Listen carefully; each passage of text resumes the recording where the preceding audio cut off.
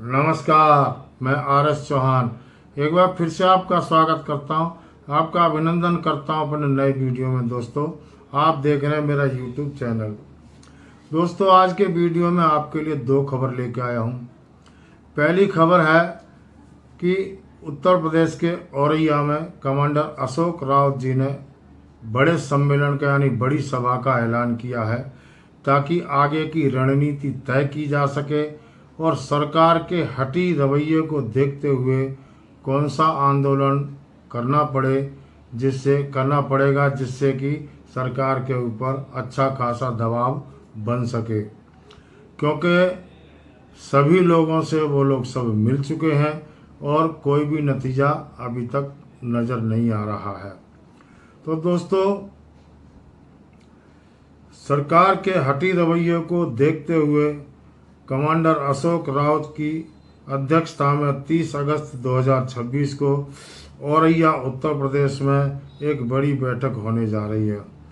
उसमें अगले कार्यक्रम तय किए जाएंगे कि आगे कौन सा आंदोलन किया जाए जिससे कि सरकार पर दबाव बनाया जा सके। तो दोस्तों, हमने भी एक सुझाव उनको भेजा था कि जब तक आप बड़ा आंदोलन नहीं करेंगे सरकार आपकी नहीं सुनेगी। आपको रास्ता रोको या जेल भरो या रेल रोको जैसे आंदोलन आपको करने ही पड़ेंगे, क्योंकि जब तक सरकार ये नहीं महसूस करती है कि अब हमारा नुकसान होने जा रहा है, अब हमारी बेइज्जती होने जा रही है, तब तक सरकार किसी की नहीं सुनती है। तो दोस्तों, ऐसे आंदोलन जो अभी तक करते आ रहे हैं, ऐसे आंदोलनों का सरकार पर कोई भी असर नहीं पड़ता है। आपने शांतिपूर्ण आंदोलन पिछले 10-12 साल से किए हैं, लेकिन देखिए उसका रिजल्ट कुछ भी नहीं आया है, क्योंकि सरकार जानती है कि ऐसे आंदोलन तो होते ही रहते हैं और उस पर कोई भी गौर नहीं किया जाता है। अगर आप रेल या रास्ता रोको नहीं करेंगे, तो सरकार को कोई फर्क नहीं पड़ेगा। जब तक आप ऐसे ढीले ढाले आंदोलन करेंगे उससे कोई फर्क नहीं पड़ता। तो जब तक सरकार को यह महसूस नहीं होगा कि हमारा नुकसान होगा या हो रहा है, तब तक सरकार 40 साल हो जाए चाहे 50 साल हो जाए, वो इसी तरह आश्वासन देते रहेंगे और दोस्तों आपका काम कभी नहीं हो पाएगा। तो दोस्तों, और हम तो सिर्फ सलाह ही दे सकते हैं। अब मानना ना मानना तो कमांडर साहब तय करेंगे। अगर कमांडर साहब इस चीज़ को तय कर लेते हैं कि हमें भी ऐसे आंदोलन करने चाहिए, बड़े आंदोलन करने चाहिए, तो आप देखिए 15 दिन के अंदर आपको रिजल्ट नज़र आएगा। आप ऐसा आंदोलन अगर करते हैं, मान लीजिए आपने रेल रोको आंदोलन कर दिया, आपने 100 गाड़ियाँ रोक दी। 100 गाड़ियाँ रोकने का मतलब है कि सरकार को कम से कम नहीं तो 200-250 करोड़ का नुकसान होगा सीधा साधा। आपने अगर हाईवे कोई रोक दिया और हाईवे पर अगर रास्ता जाम कर दिया है, तो हाईवे के रास्ता जाम से भी सरकार को 100-200 करोड़ का लॉस होगा। अगर आपने जेल भरो आंदोलन किया तो जेल में कितने लोगों को ठूंसेंगे, जेल भर जाएगी और आखिर में जब आपको छोड़ा जाएगा तो हो सकता है कि उसके साथ साथ कोई अपराधी भी साथ में निकल जाए, तो ये भी सरकार को नुकसान होगा। तो यही सलाह हमने भेजी थी। अब मानना ना मानना तो कमांडर साहब के हाथ में है। तो दोस्तों, सरकार की पेंशनरों की मांगों के प्रति बेरुखी को देखते हुए देश भर के पेंशनरों में आक्रोश बढ़ता ही जा रहा है। पेंशनर हर किसी से गुहार लगा चुके हैं, हर किसी को मिल चुके हैं, यहाँ तक कि आंध्र प्रदेश के मुख्यमंत्री से भी वो मिल चुके हैं, लेकिन उनके मिलने से भी कोई लाभ नहीं हुआ। हर प्रकार का प्रदर्शन कर चुके हैं और बुल्ढाना में तो 7 बरस पूरे बीत गए और 8वें बरस के 246 दिन भी पूरे हो चुके हैं, लेकिन सरकार की तरफ से सिर्फ आश्वासन ही मिले हैं। इसलिए NAC ने अपने आंदोलन की नीति भी बदली है। जहां एक और उत्तर प्रदेश में चुनाव नज़दीक आ रहे हैं, वहीं इसलिए स्वभाव बनाने का इससे बेहतर मौका नहीं मिलेगा। दूसरी ओर शोभा करंदलाजे जो श्रम एवं रोजगार राज्य मंत्री हैं के पेंशन मुद्दे पर झूठे बयानों के विरुद्ध बेंगलुरु में मोर्चा खोला जा रहा है। चुनावों की घड़ी जैसे जैसे नज़दीक आ रही है, कमांडर साहब ने उत्तर प्रदेश में तीव्र आंदोलन की अपील की है। इधर मुख्यमंत्री द्वारा चुनावों को देखते हुए नई नई घोषणाएं, मुफ्त की रेवड़ियां बांटी जा रही हैं और विभिन्न यानी वृद्ध पेंशनरों के विभिन्न विभागों में बकाया एरियर और मुफ्त चिकित्सा सुविधा और वृद्ध पेंशनरों बढ़ोतरी की केंद्र से सिफारिश पर कोई ध्यान नहीं दिया जा रहा है।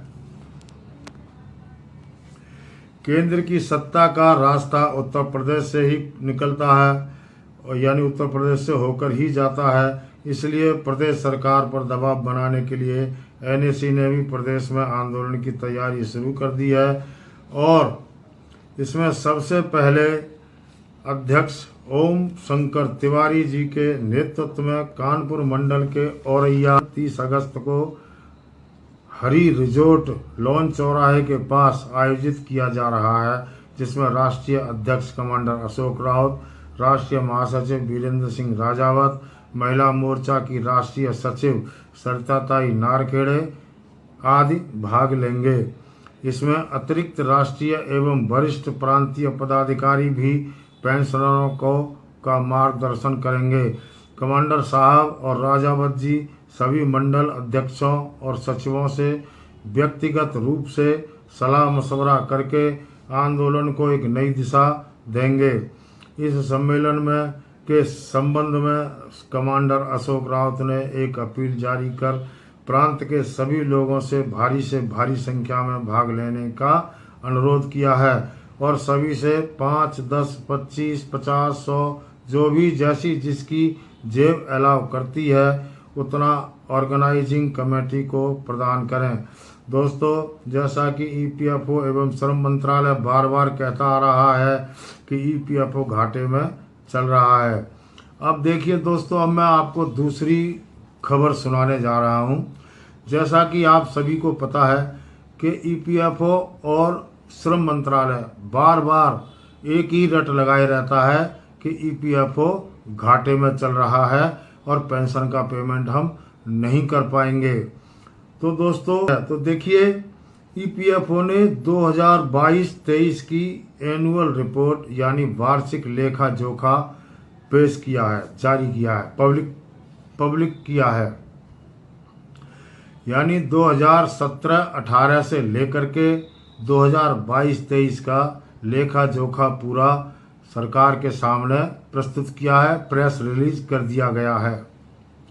जैसा कि आप स्क्रीन पर देख पा रहे हैं कि कितना कंट्रीब्यूशन हर साल ईपीएफओ के पास पेंशन फंड में जमा हुआ है और कितना पेमेंट हुआ है। ये सभी आंकड़े करोड़ों में हैं और 2017 से शुरू होकर 2022-23 तक की हम बात कर रहे हैं। जो एम्प्लॉयर से केंद्रीय कंट्रीब्यूशन प्राप्त हुआ है वह है 56,170 करोड़।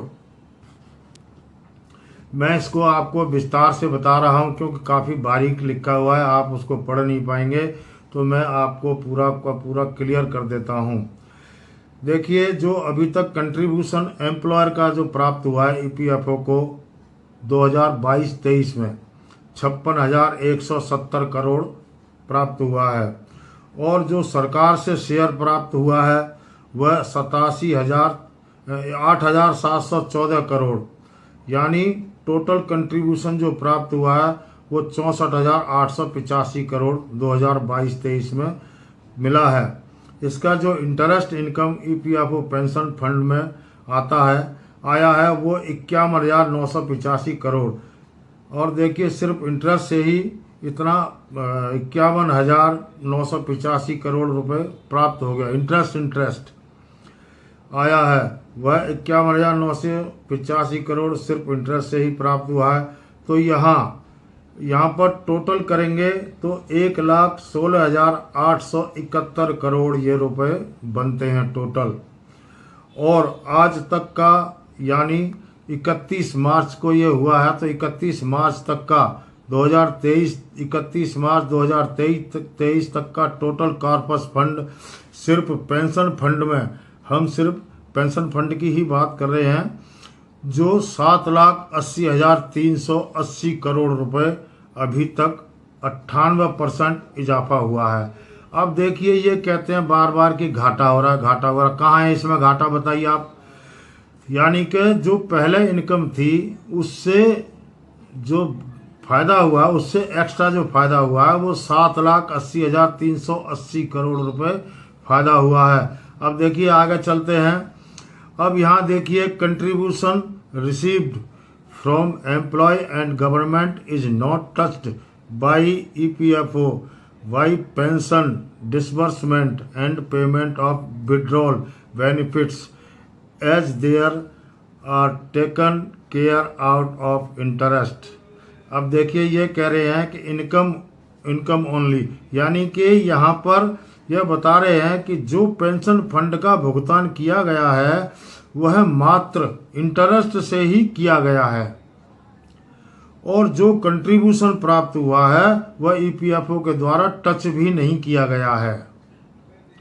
कंट्रीब्यूशन तो ज्यों का त्यों पड़ा हुआ है, खाली इंटरेस्ट से ही पेंशन पेमेंट हो रहा है। खैर, अब आगे बढ़ते हैं। यहाँ पर आप देखिए, पेमेंट के बारे में दिखाया हुआ है कि 2022-23 में कितना पेमेंट किया गया, वह इसका फ्रॉम इंटरेस्ट इनकम, इंटरेस्ट से ही किया। 51,985 करोड़ प्राप्त हुई थी इंटरेस्ट, ठीक है। और पेंशन भुगतान हुआ है 14,444 करोड़। इंटरेस्ट कितना प्राप्त हुआ था, 51,985 करोड़। पेमेंट्स कितनी इन्होंने डिस्बर्स की है, 14,444 करोड़। यानी अभी तो इंटरेस्ट में से ही पैसा बच गया इनके पास, है ना, करो। और जो विड्रॉल बेनिफिट्स वो 7,352 करोड़ टोटल होता है, तो टोटल होता है 21,796 करोड़। अब पैसा इनको कितना मिला था, 51,985 करोड़, और टोटल खर्चा कितना हुआ, 21,796 करोड़। अब देखिए, बाकी का पैसा इनके पास बच गया ना, पेंशन का भुगतान किया गया। अब जो ईयरली सरप्लस इनकम है वो 30,188 करोड़ है, यानी इतना पैसा इनके पास एक्सेस बच गया इंटरेस्ट में से। और जो कंट्रीब्यूशन आ रहा था, तो जो सरकार की तरफ से पैसा आ रहा है 1.16%, वो तो ऐसा कैसा ही पड़ा हुआ, वो तो टच ही नहीं किया, छुआ ही नहीं है। तो ये कहाँ से घाटे में है, अब इस रिपोर्ट को कहाँ से झुटलाएंगे मंत्री महोदय। तो जो ईयरली एक्सेस इनकम हो चुकी है वो है 30,188 करोड़। खाली इंटरेस्ट की वो आप देख सकते हैं कि इंटरेस्ट में से ही पेमेंट पे कर दिया है। और 95,074 करोड़ रुपए, जो एक बहुत बड़ा अमाउंट है, खाली इंटरेस्ट ही सरप्लस चल रहा है। दूसरी तरफ साहब श्रम मंत्री जी कह रहे हैं कि फंड डेफिसिट है, चल रहा है। अब घाटा चल रहा है, यह रिपोर्ट किसी और ने नहीं, ईपीएफओ ने जारी की है। अब इसको कैसे झूठी साबित करेंगे, क्योंकि यह तो पब्लिक हो चुकी है। यह तो एनुअल रिपोर्ट है जो सार्वजनिक हो चुकी है, यानी अभी तक सिर्फ इंटरेस्ट से ही पेंशन भुगतान हो रहा है, उसमें भी पेंशन बच जाती है।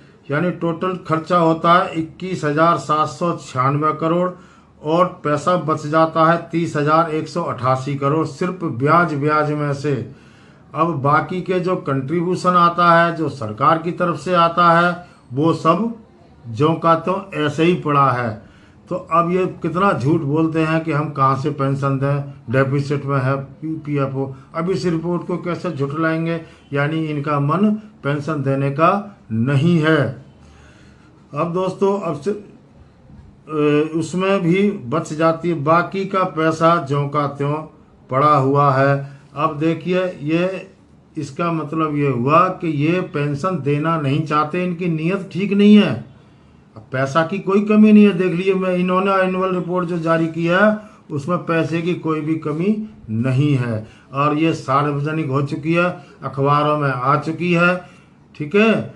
तो दोस्तों, ये दो खबरें थी मेरे पास, जो आपके साथ साझा की हैं। और कोई जानकारी मुझे मिलेगी मैं आपके साथ अवश्य साझा करूंगा। तब तक के लिए नमस्कार, जय हिंद।